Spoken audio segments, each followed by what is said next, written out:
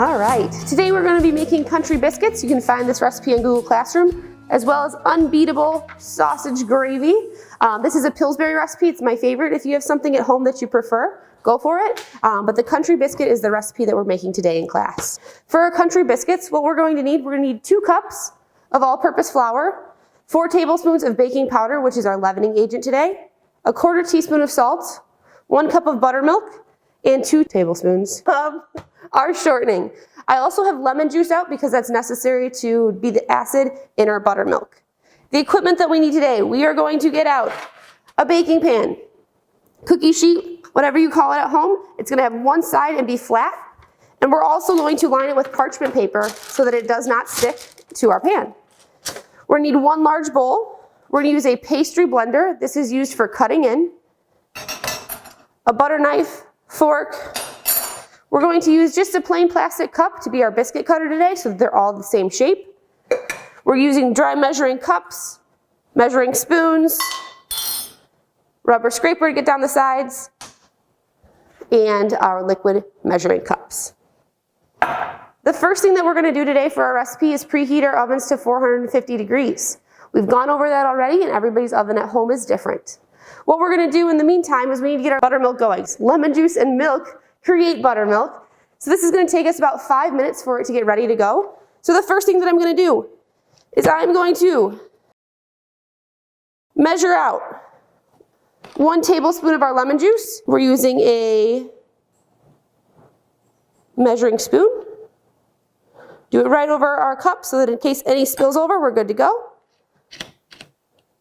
And we are going to use our whole milk, and I'm going to go up to 1 cup to make our buttermilk. So at this point I'm getting at eye level, double checking with the meniscus, which is the red line to measurement. We have 1 cup of buttermilk sitting ready to go. It needs to sit for 5 minutes. The next thing that I'm going to do is I'm going to begin preparing our dough. We're going to need 2 cups of all-purpose flour. I am going to heap my flour measurement, and then I'm going to take the back of my butter knife to level it off.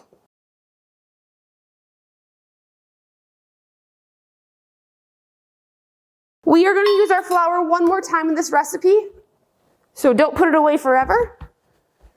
The next thing that we're going to put in our recipe is 4 tablespoons of baking powder. Baking powder, once again, is double acting, meaning it's activated twice. The first when it's moistened, the second when it's heated. So we're going to do 4 tablespoons of this. I'm going to use the side to level it off real nice. And 4 tablespoons of our baking powder. The next thing that we need is 1/4 teaspoon of salt. We're going to do the same thing, dip our measuring spoon in, level it off on the side, we're going to dump it in. At this point, we have made the base for our biscuits. What I'm going to do now is I'm going to take a fork, mix all of our ingredients together to make sure that you can't see any of our baking powder or salt, and it looks just like one big mixture. The next thing that we're going to do is learn the technique of cutting in. You're going to need 2 tablespoons of butter. On your butter, there's a measurement. All the tablespoons, you're going to count 1, 2, and you're going to take a butter knife to cut at that 2 mark spot. What I'm going to do now is I'm going to take my butter, I'm going to use the package just as my plane to cut on, and I'm going to cut it into quarters just to start our process of cutting in. The next thing that we need to do is measure our shortening. Shortening looks like ice cream, it doesn't taste like it, straight fat. I don't recommend tasting it, but you do you. Okay, what we're going to do, you could dip your measuring spoon in there. It's not going to give you an accurate measurement. So what we're going to do instead is we're going to do a technique called water dispersion. What I'm going to do is I'm going to fill up my liquid measuring cup 1/4 cup up with just cold water. You don't want to warm this recipe up at all. looked at that meniscus to make sure we're at a 1/4 cup. And then what we're going to do, we're going to scoop right in there, stays the shape. We're going to scoop, put it in our water, and then we're going to press it down and see if it comes up to that 1/3 cup measuring. What we're going to do now is we have 2 tablespoons of shortening. This is going to make our cleanup a whole lot easier. Water dispersion allows us to make sure that we have an accurate measurement of our solid fat without making a huge mess, because that fat will stay on everything. When you do water dispersion, you want to make sure that it's tucked under the water, kind of like an iceberg, more under the water, less above. That makes sure that we have an accurate measurement. So what we're going to do now, we don't need this water at all in our recipe. We're going to take our liquid measuring cup. What we're going to do is we're going to dump our water out. I'm going to take the back of my tablespoon and hold on to it. Water and oil naturally hate each other. They are arch nemesises. So when I dump the water out, I'm not going to lose any of my shortening. They do not want to be together. So I'm going to walk over and dump it out, holding on to my shortening. We are good to go. So we have 2 tablespoons of shortening measured in here. What we're going to do now is we are going to add our shortening and our 4 pieces of butter into our dry ingredients. And we're going to do the technique of cutting in, where you can use your pastry blender or your 2 butter knives. When you use the butter knives, you're going to go in a cutting motion, and you're going to cut your solid fat into your dry ingredients. Our goal is to make them as small as possible so that we get nice, flaky quality characteristics in our biscuit when we open it up. If you have a pastry blender at home, you can use that as well.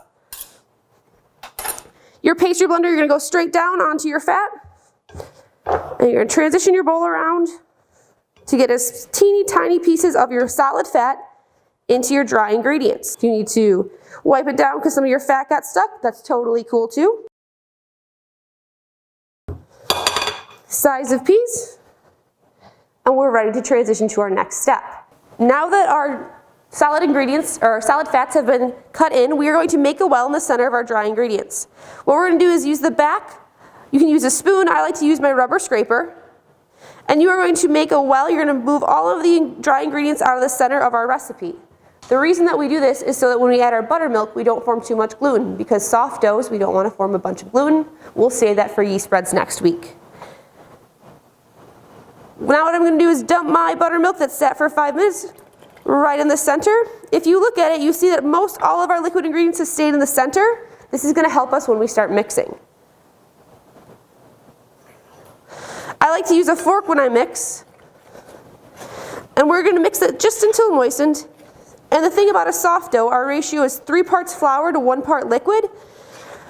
All of our ingredients want to stick together in one spot. So our recipe looks pretty dry right now. That is a quality characteristic. You want to be nice dry dough before you use it, but it's going to be sticky. At this point, it's going to get real messy. I'm going to take a heaping spoonful of flour. I'm going to dump it on my counter, and I'm going to make a big old mess. I'm going to spread it out with my hands. My hands are nice and dirty. It's pretty good. Okay? We want this flour on there so that it doesn't stick to our hands either. I'm going to grab my dough out of my bowl. It's pretty much a ball already. We're going to set it on there, and we're going to do the technique of kneading. When we knead, we are going to use the heels of our hands. We're going to push our dough away from us. Then we're going to fold it in half, turn our dough, and repeat this process. So, I'm flattening my dough a little bit. I'm going to push out with my heels of my hands. I fold it in half, turn it, and I'm going to repeat this process 5 to 6 times. So that was 1, push it out, fold it in half, turn it, 2, push it, fold it, turn it in half, 3,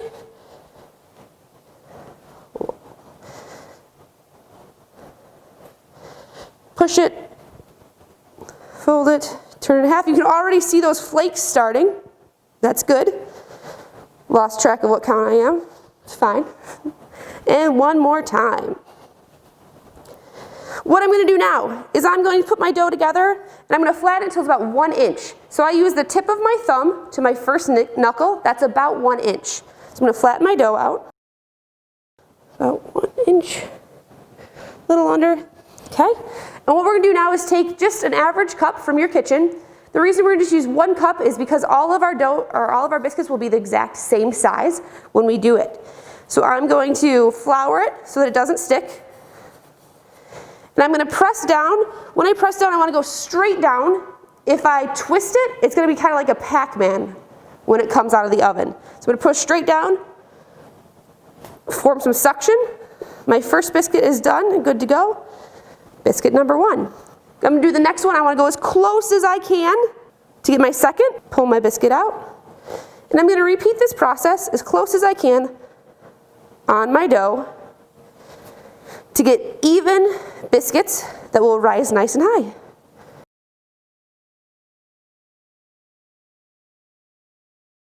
This last biscuit dough, I'm just going to form together. I'm going to bake this. It's not going to look perfect, but you'll see what it looks like. What we're going to do now is we're going to go over to our parchment paper lined baking pan. We are going to put our biscuits shoulder to shoulder on here, meaning they touch shoulder to shoulder so that they're ready to bake. Our oven is preheated to 450 degrees. We are going to place our biscuits on the middle rack to bake for 15 to 20 minutes. At this point, we have about 2 minutes left on our timer. I would recommend that you check your biscuits at this point. So I'm going to open my oven up. I'm going to pull the whole rack out so that I don't burn my hands. And I'm going to tap lightly on top of my biscuits to see if they're done. If there's an indent from my finger, they're not done yet, and that's going to hurt really bad. These ones seem done and ready to go about 2 minutes early. So what I'm going to do now is I'm going to pull them out of the oven. They're nice and golden brown. They've risen highly, which is the goal. And how to test them for doneness is by simply tapping the top like I did. And if they bounce back, you're ready to go. If there's an indentation from your finger, they're not quite done yet. You can see our first few ones that are done are perfect. They're highly risen. Our last one is kind of our wonky one that I just threw the dough together. You can see it's risen in different spots. It's kind of lumpy. We want a flat top. Also, a quality characteristic beside a flat top is when you open it up, it should break off into layers. You should see the steam come out.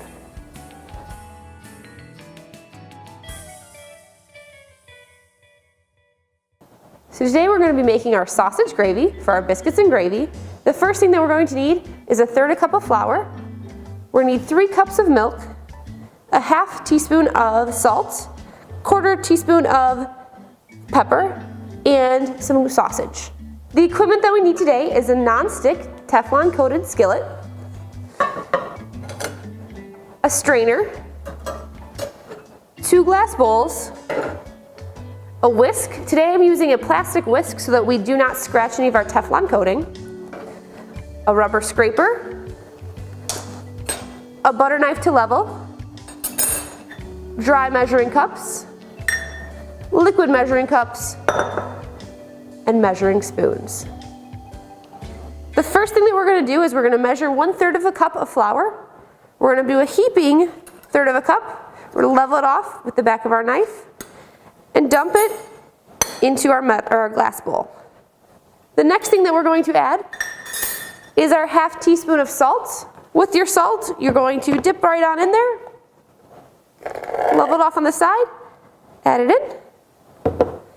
And the last thing that we're going to add to our flour mixture is some pepper. Pepper gives it a lot of flavor, so you are going to dip into your pepper measurement and level it off on the side. 1/4 teaspoon, dump it in.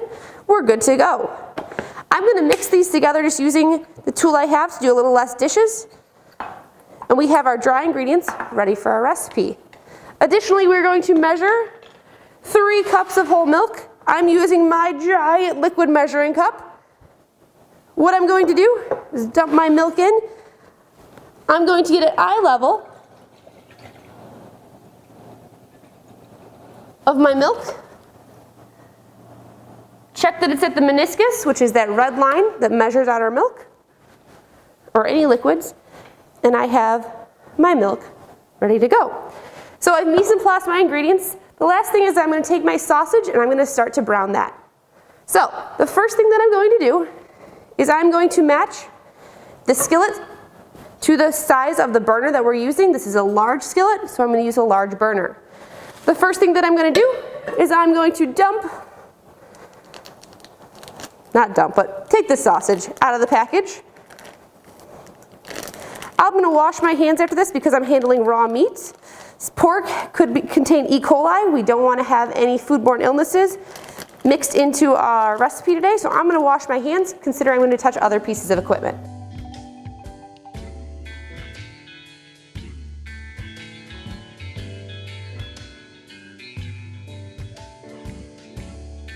What I'm going to do now is I'm going to turn on my gas burner. I'm going to click it.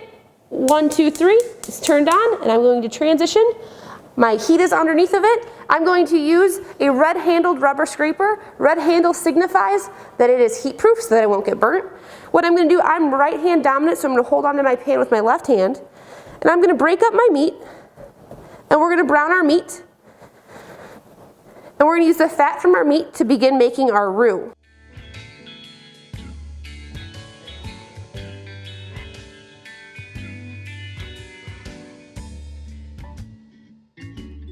Ooh, steaming nice, getting darker, oh yeah. All right, the next thing that I'm gonna do is with my whisk, I'm going to stir in my flour, pepper, and salt. I'm gonna turn my heat down. See it evaporating, that steam's coming off really nice. You can hear the sizzle starts to slow down as I turn that heat down. I'm going to add my flour, my salt, and my pepper, which I mise en place to get ready. I'm gonna coat my meat with it. I'm going to mix that fat in, so the extra from my sausage, and coat all the pieces. Ooh, looking good. We just don't want to see any like big chunks of flour at this point, because it's all going to mix in. And our fat and flour from our sausage is starting to make that base, that roux for us. Our roux right now is the base, which is the fat and the flour. We're going to turn this into a bechamel. A bechamel is any transition from a roux as soon as milk or cream is added. So what I'm going to do, it's going to start thickening up. I'm turning the heat on a little bit higher now, because I've cooled our recipe down, but you don't want it to be too hot. And I'm gradually going to add my milk.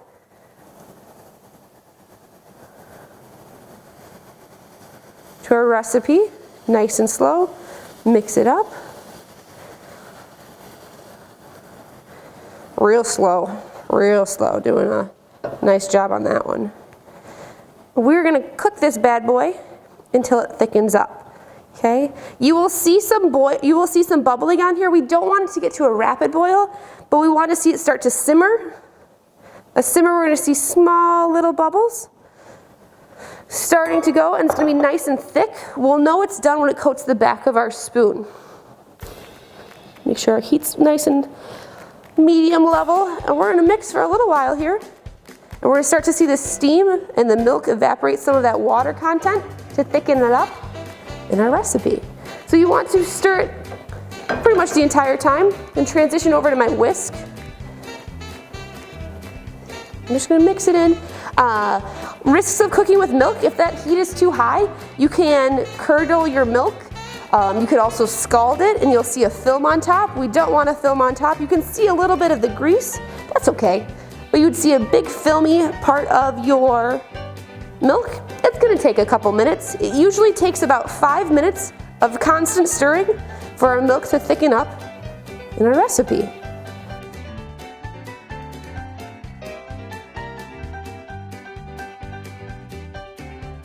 Our product has thickened up. I'm going to know it's ready to go when I stick my spatula in there and it coats the back of it. It's coated really well, so our sausage gravy is good to go. So what I'm going to do now is pull one of my biscuits off. It should be nice and flat, golden brown. I'm going to crack it open. It should crack into some layers. Oh, layer flaky goodness. I'm going to set it on my plate. You can see my biscuit, and I'm going to take a ladle and ladle, ooh, some of the goodness of my gravy on for my biscuits and gravy. eat it up, and enjoy!